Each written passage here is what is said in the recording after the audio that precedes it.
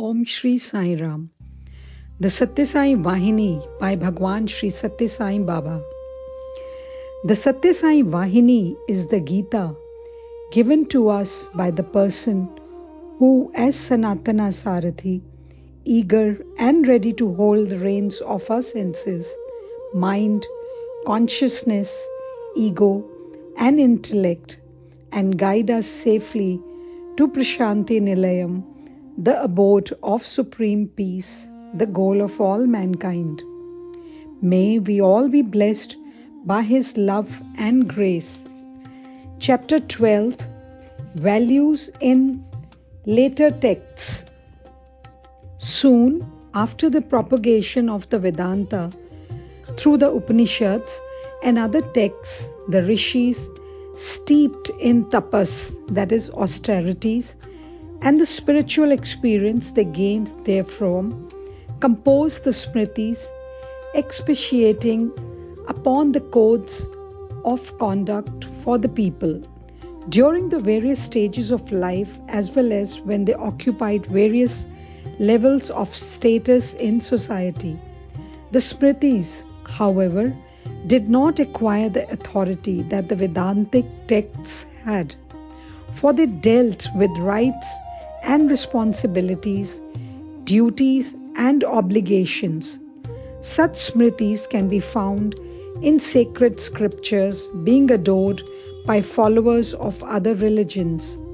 They consider such social codes and individual guidelines given by their prophets and seers as valuable and binding. We too revere them and should continue to revere them as regulations set up for the good of society and the progress of man. For we must admit that they were framed by Mahapurushas, outstanding sages, and well-wishers of the people. But in the process of time, the smritis suffered change by omissions and additions, and by differences in emphasis. The sages allotted for each era or yuga a particular smriti as authoritative, for too many smritis with divergent counsel caused confusion and doubt. They said those in the Krita Yuga have to consider one smriti as specially laid down for them, that those in the Treta Yuga have to follow the dictates of another, that in the Dwapara Yuga people have to observe the path prescribed in a third, and that the Kali age people have to resort to a fourth. When centuries roll over the land, one after another, new problems arise, new situations and predicaments confront man, and so the laws and limits of the past have to be altered here and there. Indeed, such adjustments are a part of the design. The people have to be shown the path of spiritual progress under the altered circumstances, and so the smriti that suits the new era is declared as binding. Nevertheless, this has to be borne in mind and carefully noted in memory by the readers. The Atma Dharma enunciated in the Vedanta is eternal, unchangeable. It can never be watered down or adjusted to the needs of the times. Faith in the Atma as the core, the reality, the goal is the lasting teaching. It is true for all time. The truths of Atma Dharma are based on the eternal foundation of the core of Purusha and Prakriti, of man and nature, which is the projection of the divine will. So, they are beyond the reach of change. They are as relevant and as valid today as they were thousands of years ago. Even when 1,000 more years roll by, their relevance and validity cannot be affected in the least. Vedanta will stand firm irrespective of the past becoming the present and the present flowing on into the future. the moral codes and ideals of good conduct, the sadhanas that man can adopt to control his mind and senses and purify his intelligence, have, however, to suit the conditions of the people, the bonds they cultivate among themselves and other groups. With the changing face of social conditions, they too have to undergo adjustments and modifications. They could well be appropriate and beneficial under certain circumstances of time and space, but might be not so under other circumstances. For example, the food regulations that are prescribed during certain periods are withdrawn and new rules laid down during certain other periods. Climatic conditions dictate the type of food needed. Smritis recognize the need and allow changes in food habits in order to maintain health. The same attitude is seen in other matters also. For the same reasons, under modern conditions, it is desirable to have changes in the regulations and limits that govern society. Of course, the fundamental principles of Dharma must remain unaffected. They can never be shaken or loosened. Now, about the Puranas. Puranam Pranjali Keshanam. That is to say, the Puranas deal with historical incidents of creation and evolution. The incidents are so chosen and narrated that they provide illustrations of basic philosophic truths. The Puranas were composed to expound the teachings of the Veda and Vedanta to the common man through interesting mythological and legendary tales. The language of the Vedas is very ancient and it contains many archaic elements of grammar and vocabulary. Even great scholars find it difficult to discover the age when the rigs were formulated. But the Puranas were composed in the language that was current and that was easily understood at the time. But we now know as the Sanskrit language is the language of the Puranas. Not only scholars but even ordinary folk could easily follow that language when the Puranas were written. The Puranas have historical narratives of divine personages, great rulers and dynasties, and the fortunes of kingdoms and communities. Through them, all can be seen shining examples of Dharma and expositions of spiritual principles. All the texts, scriptures, and holy books referred to are grouped under the one comprehensive name, Hindu Shastras. It is no wonder that the people who revered and composed during thousands of years such a vast and valuable literature of religion and philosophy were, in course of time, divided and subdivided into sects and subsects, owning preferential loyalty to special creeds and beliefs. Some of these had broad gaps between them. We have no time now to elaborate on the fact that the differences between the sects are based on attitudes born out of freedom of thought that was authoritatively allowed by the ancients, nor is it necessary.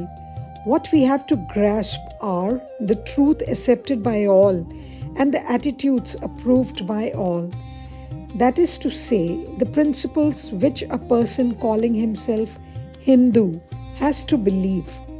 What is exactly the cause of creation? What is the nature of the original substance which creation affected and how? These are questions important not only for Bharatiyas but for all men prone to inquiry. There can be no effect without a cause.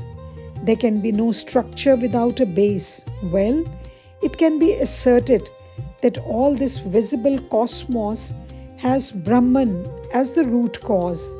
But what is Brahman? Brahman is eternal, pure, ever vigilant, omniscient, indivisible, formless. Brahman is the origin of the cosmos or Jagat. Brahman is shaping, evolving, and fostering this Jagat. Now, a few doubts might arise in people's mind. How is it that there is so much partiality evident in creation? Some are born healthy and some others unhealthy. Some lead prosperous, carefree lives, while others toil throughout their lives in dire poverty. Certainly, it can be argued there are signs enough of the partiality that the creation or creator reveals. It has to be made clear that life thrives on death. Life is based on death. One living thing consumes another in order that it may live. The strong trample on the weak. This tale of terror continues unceasingly. This is the very nature of this world. Seeing this, people conclude that if the world was created by God, He should be cruelty itself. Such inference appears justified from the ordinary man's point of view. But the Bharatiya Paramartha Vahini, the pure stream of Bharatiya spiritual culture, declares that this is not true at all. God is not the cause of either misery or joy, of good fortune or bad, it announces. Then, who brings about the evil and the good? The answer is we, ourselves. Rain falls equally on the plowed land and on unplowed. Only the plowed land derives benefit therefrom. The clouds are not to be blamed. The fault lies in the ignorant idler who lets his land lie fallow. The grace of God is ever at hand. It has no more or less, no ups or downs. We draw upon it more or less, or let it be, or let it go by, or use it for our good. The question might arise, for what reason are some born in happiness and some misery? They have done neither good nor evil to be treated so unequally.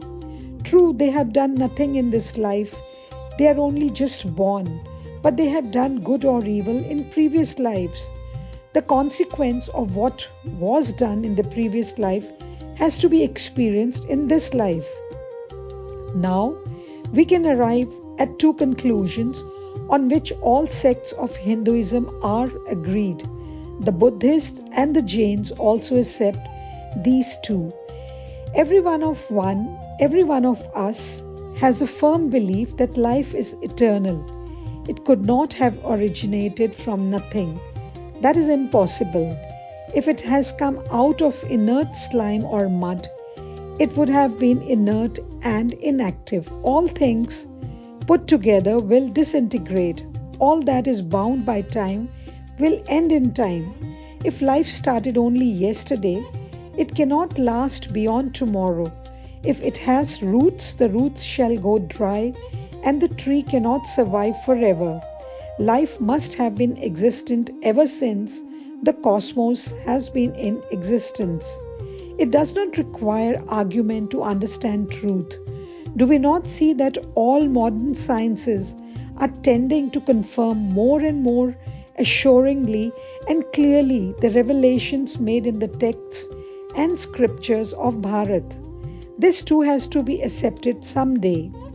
As authoritative texts of the basic beliefs of Bharatiya culture in the spiritual field, the Upanishads, the Brahma Sutra, and the Bhagavad Gita, the Prasthana Trayas or the three sources have to be reckoned. Many in India feel that the Advaita Vedanta alone is the correct one, but this attitude is not a correct one. The Upanishads are the very voice of Ishvara. The Brahma Sutra is the supreme embodiment of the principles and doctrine propounded by Vyasa. It is the most important of the texts depicting philosophic doctrines. It harmonizes the entire body of philosophic beliefs. Though based on earlier texts and dissertations, there is no conflict between the earlier and later. In the aphorisms of the Brahma Sutra, each conclusion attains fulfillment and reconciliation. The Bhagavad Gita acts like a commentary provided by God for Vedanta. All sects of Hinduism who claim to be authentic and orthodox accept the three sources as their basic texts, whether they are Dvaitins, Vishishtadvaitins or Advaitins.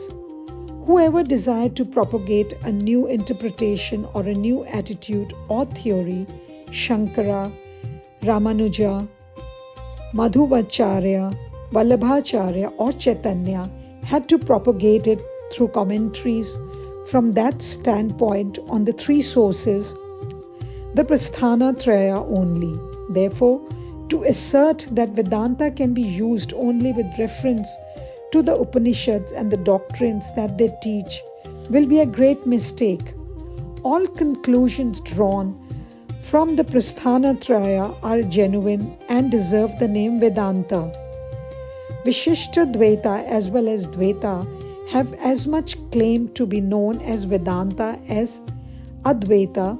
This unity in diversity, this harmony in difference, this is the core of the current of Bharatiya thought. There is milk in the body of the cow. The milk has ghee in it, but the cow cannot derive any strength through that ghee. The milk has to be taken out of the animal. It has to be boiled and a little sour curd poured into it in order to curdle it. Then, when the milk is transformed into curds, it has to be churned and butter separated and rolled. Afterwards, the butter has to be melted and clarified to get the ghee. The ghee thus prepared can be fed to the cow and then it would be rendered stronger. So too, just consider, God is omnipresent, yet He is not amenable to man unless man does sadhana. There is oil in the sesame seed, there is butter in milk, there is water underground, there is fire latent in wood. Similarly, the omnipresent God is in the human body and the human mind. When we seek to separate Him and identify Him, one has to make efforts and do sadhana. Then, as a consequence of the effort and the sadhana, one will realize that God is oneself and there is no difference between the two. This is liberation, wisdom, realization according to Advaita. Shankara names this process the Upasana of Advaita. Now, about the Upasana in Vishishtadvaita is the sadhaka to consider the God whom he yearns to adore as different and separate from him or as a part of him, associated somehow with him. This is the question. Now for the answer, the jiva is the soul of the body. God is the soul of the jiva. Having one's faith fixed thus, adoring God is the means that Ramanuja has propagated. All this cosmos is part of him. It is in him. He is the inner motivator and he is present in all. That supreme person can be known only through unflinching devotion, prapati, shranagati, total surrender. Tomeva sarvam mama deva deva. You are my all, O my God of gods. You are my only master. This is the attitude one has to develop and make one's own. The upasana of Dvaita, the Jivatma and the Paramatma relationship is as the wife and husband relationship. The full free supreme Vishnu is the husband, the master, the Lord, the ruler, the provider. The individual is the ruled, the dependent, the wife. This method of sadhana has to be taught by Madhvacharya. Without devoted attachment to the lotus feet of the Lord, that is to say, without bhakti, liberation from the cycle of samsara, why even purity of intellect and emotions is impossible of attainment. For those who have the spring of ecstatic devotion to the presence of the Lord within them, Though they may not have any texts to ponder over, the very contemplation of the beauty, grace, and the power of the Lord will give them bliss of superconscious bhakti. One cannot discover what prompts the experience. In that ecstatic mood, they discard all sense of shame and personality and yearn to become the beloved of God in blissful union. They will then dance and sing aloud and be merged in genuine joy and ananda. Sadhana in conformity with this faith have been laid down by Madhvacharya. The agony of the lover to attain the beloved is the true sign of Dvaitopasana, that is, worship using external means, dualistic philosophy. This has been elaborated in 1,000 ways by others who came after. The Upasana laid down in the Gita is incorporated in the Mahabharata, named as the fifth Veda. The Mahabharata is a veritable treasure house of gems, illuminating the problems that confront man in worldly and spiritual matters. The Mahabharata is a magnificent drama that was enacted by Sri Krishna on the stage called Dharma Kshetra, that is, the field of Dharma, where he had collected together all the items he needed for the production. Madhva, that is to say, Krishna, was director who collected the participants, the cast, the songs each had to sing, the words each had to utter, and decided on the exits and entrances. He was the actor, the witness, the producer. All roles were he. On one side, immeasurable worldly power soaked in unrighteousness. On the other side, righteousness filled, limited Atmic power. This is the essential charm of the Mahabharata. This is the Bhagavad Gita. The entire essence of the Mahabharata is in it. Karishya vachanam tava. I shall do exactly as you order. One can find safety and happiness in doing one's own duties. Swadharme nidhanam shreha. These are the touchstones of worldly dharma. Neglecting the path of bhakti, which can add unto you all prosperity and progress, those who close their eyes and contemplate on Aham Brahma Asmi, I am Brahman, and suffer from the egoism it confers, get only misery as their reward. If husk is pounded, rice can be secured. Having no faith in Krishna's words, if one goes as his intellect dictates, it cannot be the road that leads to ultimate truth, the Brahma Tattva. The Bhagavad Gita has itself taught beyond the possibility of doubt by means of illustrative descriptions and incidents that Krishna is Parabrahman itself. It is the essence of all Vedantas. It is the repository of the Amrit, the nectar, churned out of the entire collection of Shastras. It is the sacred stream of Indian spiritual thought, held in one text. Is there anyone who can deny this? Sai Ram. Saishwaraya vidmahe Sathya Devaya dhimahi Tanna sarva prachodayat. Om Saishwaraya vidmahe Sathya Devaya dhimahi Tanna sarva prachodayat.